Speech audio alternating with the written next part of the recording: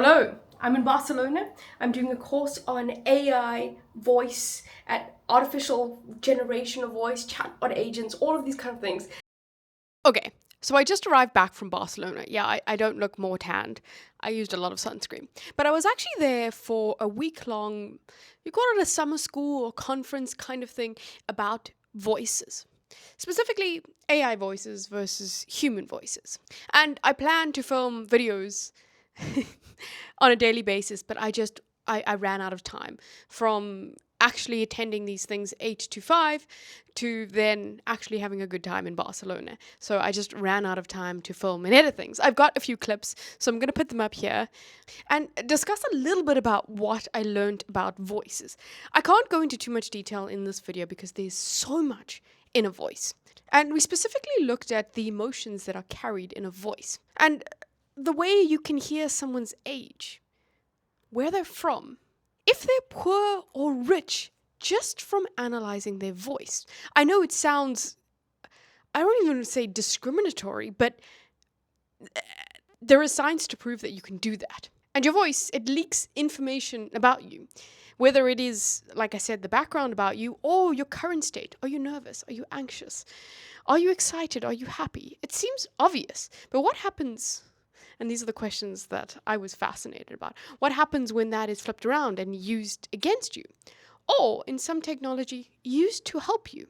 And then there's the whole topic of a synthetic voice. When you talk to your AI agents these days, they sound really human. But how human are they? Are you able to pick up the difference? Right now, you probably could pick up the difference. I bet you could. But in a few years' time, probably not. And these voices are also incredible for people that have actually lost their own human voice, whether it's from a disease, whether it's, I don't know, an accident that happened. Can you rebuild them? But then there's also so much that is inside that. Like, why did Stephen Hawking choose to keep his robotic voice? What identity did it carry? These were not questions that were explicitly answered in this week-long endeavor, but these are the questions that I've been thinking about since then. So I'm not going to dive into them just yet, but it's definitely going to be in future episodes. But I still need to think about things for a little bit longer. But yeah, I just thought I'd come here and talk a little bit because I've just arrived back and I'm like fascinated with human voices. So yeah.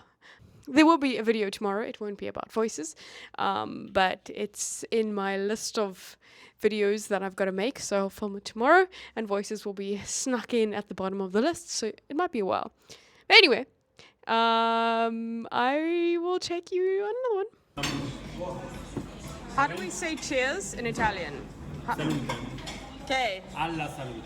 Alla saluta. Oh wait. Wait.